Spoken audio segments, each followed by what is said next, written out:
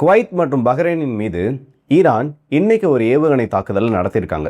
காலை நேரத்தில் அமெரிக்கா ஈரானுக்கு சொந்தமான 2 முக்கியமான ரேடார் ஸ்டேஷன்ஸை ஏவுகணை தாக்குதல் கொண்டு சேதப்படுத்தியிருக்காங்க. சிரிஸ் பகுதியில் இருக்கக்கூடிய ரேடார் ஸ்டேஷனும் கொஷம் ஐலண்டில் இருக்கக்கூடிய ஏர்லி வார்னிங் ரேடார் சிஸ்டம் அமைப்புகளும் அமெரிக்காவோட தாக்குதலில் பாதிப்படைஞ்சிருக்கு. இதற்கு பதில் நடவடிக்கை எடுக்கக்கூடிய விதமாக குவைத்தில் இருக்கக்கூடிய அமெரிக்காவின் விமானப்படை தளத்தின் மீது ஒரு தாக்குதலும், பஹ்ரைனில் இருக்கக்கூடிய அமெரிக்காவோட ராணுவ தளவாடங்களின் மீது தாக்குதல் நடத்துறதுக்கான முயற்சியும் ஈரானால பண்ணப்பட்டிருக்கு. ஸோ இதில் ஈரான் பயன்படுத்திய ஏவுகணை என்னன்னு பார்த்தோன்னா எமட்னு சொல்லக்கூடிய ஒரு ஷார்ட் ரேஞ்ச் பாலிஸ்டிக் மிசைல். இது ஈரானோட லேட்டஸ்ட் வெர்ஷன் சொல்லலாம். ஆனால் குவைத்தும் சரி பஹ்ரைனும் சரி ஈரானுக்கு ரொம்ப தொலைவில் இருக்கக்கூடிய நாடுகள் கிடையாது. வெறும் நார்மலான ஒரு ஏவுகணை க்ரூஸ் மிசைலை கொண்டு அவங்க லான்ச் பண்ணாலே இது 2 பகுதியிலையும் அவங்களால தாக்க முடியும். ஆனால் எமேடை பயன்படுத்தியிருக்கிறது ரொம்ப முக்கியமான ஒரு மெசேஜை சொல்லியிருக்கு. இந்த ஒரு ஸ்ட்ரைக் இந்த 2 நாடுகளுக்கான வார்னிங் கிடையாது, அமெரிக்காவுக்கான வார்னிங். ஸோ இதை பற்றின அத்தனை தகவல்களை இந்த ஒரு பதிவில் பார்த்துலாம். வாங்க வீடியோக்குள்ள போயிடலாம். நான் உங்களுக்கு தம்பிக்ஷாங் டிபி ட்ரெண்டிங்ஸ்.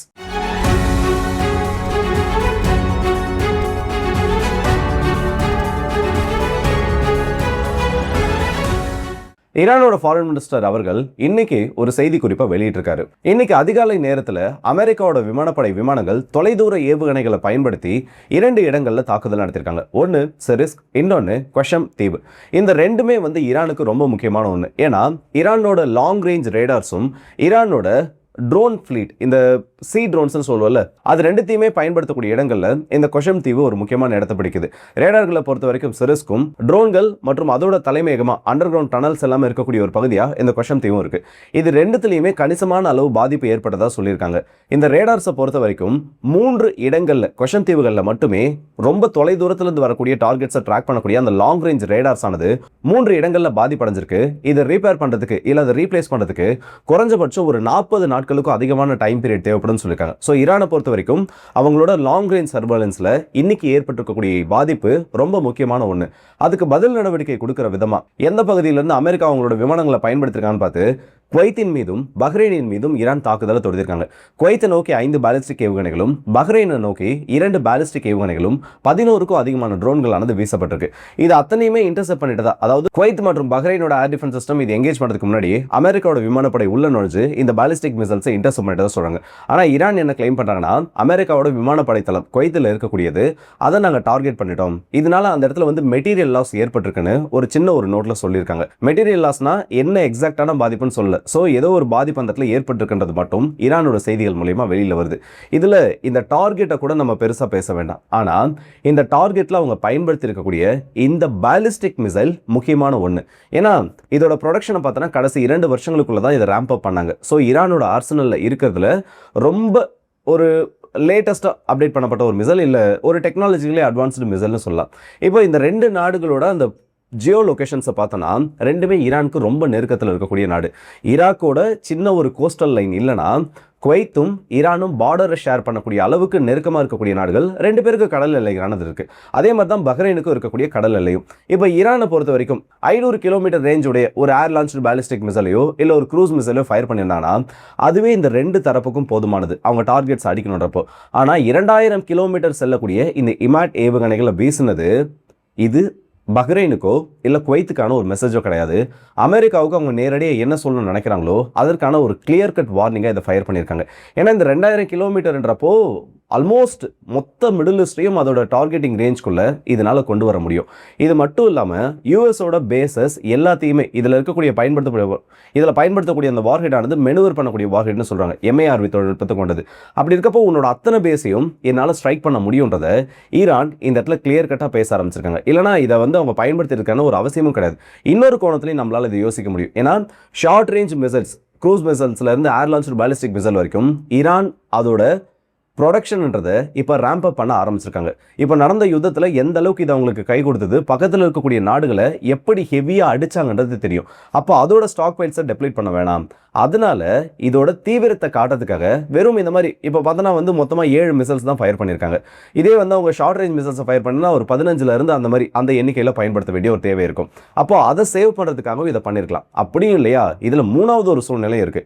ஈரான் கிட்ட ஸ்டாக் பைல்ஸ் ஆனது டெப்ளீட் ஆகிருக்கலாம். அவங்க கிட்ட அந்த ஷார்ட் ரேஞ்ச் மிசைல்ஸ்ன்ற அந்த எண்ணிக்கை குறைஞ்சிருக்கப்போ இந்த மிசைல்ஸை ஃபயர் பண்ணியிருக்கிறதுக்கான, அதாவது வேற வழி இல்லாமல் இந்த மிசைல்ஸை ஃபயர் பண்ணியிருக்கான சான்ஸ் இருக்கு. ஸோ இருக்கிறதுல இது 3 மட்டும் தான் வாய்ப்பு. ஸோ இதில் ஆல்மோஸ்ட் அமெரிக்காவுக்கு மெசேஜ் கொடுக்கறதுக்காக அந்த முதல்ல சொன்ன அந்த ஒரு கேட்டகரிக்குள்ள இதை பயன்படுத்திக்கிறதுக்கான வாய்ப்பு இருக்கு. பஹ்ரைன் வந்து இன்னைக்கு ஈரானுக்கு ரொம்ப பெரிய ஒரு எச்சரிக்கையை கொடுத்திருக்காங்க. நாங்கள் எந்த விதமான உதவிகளையும் அமெரிக்காவுக்கு பண்ணல, அப்படி இருந்தும் எங்களோட பகுதிகளை நோக்கி எங்களோட நாட்டோட வான்பரப்புக்குள்ள ஈரானோட ஏவுகணைகள் நுழையிறது அக்செப்ட் பண்ணிக்க முடியாத ஒன்று. ஈரான் அவங்களோட போக்கை மாத்திக்கலனா கண்டிப்பா அதுக்கான கான்சிக்வன்சஸை ஃபேஸ் பண்ணணும்னு இன்னைக்கு ஃப்ரெஷ்ஷா ஒரு த்ரெட்ன்றதை கொடுத்திருக்காங்க. ஆனா அமெரிக்கா பக்கத்தில் இருக்கக்கூடிய நாடுகளை, அதாவது ஈரானுக்கு பக்கத்தில் இருக்கக்கூடிய நாடுகளை எந்த அளவுக்கு யூஸ் பண்ண முடியுமோ அதை பயன்படுத்திட்டு இருக்காங்க. இந்த நாடுகள் வந்து அமெரிக்காவுக்கு உதவுறதை நிறுத்தினா மட்டும்தான் ஈரான் இல்ல இந்த நாடுகளுக்குள்ள அமைதியானது ஏற்படும். அதை ஈரானோட ஃபாரின் மினிஸ்டர் அவர்களும் சொல்லியிருக்காரு. அமெரிக்காவுக்கு உதவுறத பக்கத்தில் இருக்கக்கூடிய அத்தனை நாடுகளும் நிறுத்தணும். அவங்க எல்லாருமே அமெரிக்காவை நம்பி நிற்கிறதுன்றது ஒரு காணல் நீரை போன்றது. இவங்க எல்லாருமே வந்து அமெரிக்கா தன்னோட ரொம்ப நட்பு நாடுன்னு சொல்லி, நெருங்கிய நட்பு நாடுன்னு சொல்லி அந்த ஒரு பிம்பத்துக்குள்ள இருந்துட்டு இருக்காங்க. ஆனா அமெரிக்கா தன்னோட தேவைகளுக்காக மட்டும்தான் இந்த நாடுகளை பயன்படுத்திட்டு இருக்கு. இந்த ஒரு சூழ்நிலையை அந்த நாடுகள் உணர்ந்து அமெரிக்காவுக்கு கொடுக்கக்கூடிய உதவிகளை குறைச்சா மட்டும்தான் நிலைமையானது இந்த இடத்துல மாறும். அப்படி இல்லைன்னா எந்த ஒரு நாள்லையும் எந்த ஒரு நிலைமையிலையும் அமெரிக்கா இந்த பிராந்தியத்தில் அமைதியை திரும்ப விடாதுன்னு சொல்லி அது ஒரு எச்சரிக்கையாகவே கொடுத்துருக்காங்க. இது மட்டும் இல்லை, ஸ்ட்ரைட் ஆஃப் ஹோர்மஸ்ல இன்னைக்கு 2 முக்கியமான சம்பவம் நடந்திருக்கு. ஒன்று, ஈரான்னால அலோவ் பண்ணப்பட்ட ஒரு டேங்கர் கப்பல் அமெரிக்கானால இடைமறிக்க முயற்சிகள் நடந்திருக்கு. இன்னொன்று என்னன்னு பார்த்தோன்னா, இன்னைக்கு 5 கப்பல்களை ஐஆர்ஜிசி பிளாக் பண்ணியிருக்காங்க. அதுல ஐஆர்ஜிசி உத்தரவிட்டும் நிறுத்தாத ஒரு கப்பல், இல்லை அவங்களோட கண்ட்ரோல்குள்ள வராத அந்த ஒரு கப்பலின் மீது ஏவுகணைகளானது வீசப்பட்டிருக்கு. இதை பற்றி ஐஆர்ஜிசி அஃபிஷியல் ஸ்டேட்மெண்ட்ல என்ன சொல்லியிருக்காங்கன்னா, 4 ஆயில் டேங்கர்கள் ஸ்ட்ரைட் ஆஃப் ஹோர்மஸ் பகுதியை கிராஸ் பண்ணுறதுக்கு ஒன்றன் பின் ஒன்றாக வந்துருச்சு. இன்னொரு கப்பல் அதற்கு பின்னாடி, அதாவது 5வது கப்பலாக வந்துட்டு இருந்தது. இது எல்லாமே அமெரிக்கா இந்த கொஷம் தீவுகளை நோக்கி ஸ்ட்ரைக் நடத்துறப்பவும் சிரிக் பகுதியை நோக்கி தாக்குதல் நடத்துறப்பவும் எக்ஸாக்டா அந்த ஒரு டைம் லைன்ல நடந்தது.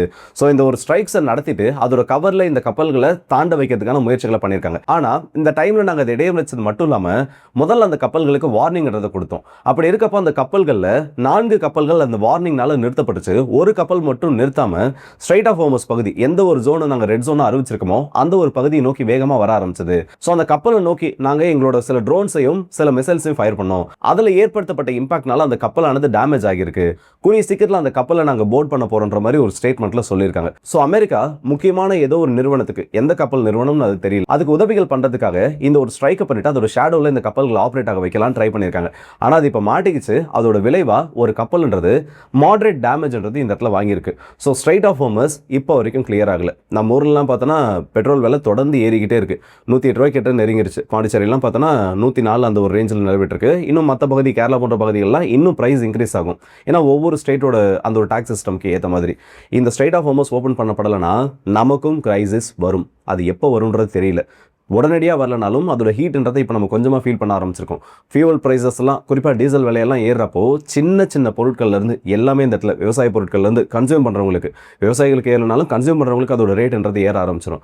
ஸோ சீக்கிரம் இந்த ஸ்ட்ரைட் ஆஃப் ஹோர்மஸ் பிரச்சனை தீர்ந்தால் மட்டும்தான் இது எல்லாத்துக்கும் ஒரே வழி. அப்படியே தீர்ந்தாலும் இது நார்மல் நிலைக்கு, இயல்பு நிலைக்கு திரும்பணும்னா கத்தார்லாம் வந்து அந்த எலஞ்சி ரயில்ஸ்லாம் வந்து சீக்கிரம் வந்து சரி பண்ணோன்னா அட்லீஸ்ட் வந்து ஒரு 36 மாதங்களாவது ஆகலாம்னு சொல்லியிருக்காங்க. அதாவது 3 வருஷத்துக்கு நம்ம இந்த மாதிரி ஒரு நிலைமையில தான் கொஞ்சம் கொஞ்சமாக அது நார்மல் ஆகிறதுக்கு சான்சஸ் இருக்குன்னு தெரிஞ்சிருச்சு. ஸோ பொறுத்திருந்து பார்ப்போம் அடுத்து என்ன நடக்குதுன்னு. ஆனால் அமெரிக்கா தெளிவாக ஏதோ ஒன்று பிளான் பண்ணுறாங்க. ஒரு பக்கம் பார்த்தோன்னா ரேடார்ஸ் அடிக்கிறாங்க, இன்னொரு பக்கம் அதே ரேடார்ஸ் அடிக்கிறப்போ அதை கவராக பயன்படுத்தி கப்பல்களை போக வைக்கிறதுக்கு ட்ரை பண்ணிட்டு இருக்காங்க. ரேடார்ஸில் கையை வைக்கிறாங்கன்னா அடுத்து ஏதோ ஒரு பெரிய தாக்குதல் நடக்கிறதுக்கான வாய்ப்பு இருக்குது. இது ஒன்று தான் அந்த இடத்துல சான்ஸாக இருக்குது. ஸோ இதை பற்றி உங்களோட கருத்துக்கள் என்ன மறக்காம கமெண்ட்ஸ் சொல்லுங்கள். அந்த அடுத்த நியூஸ் இப்போ மதுரை வருது உங்கள் எல்லாருக்கும்.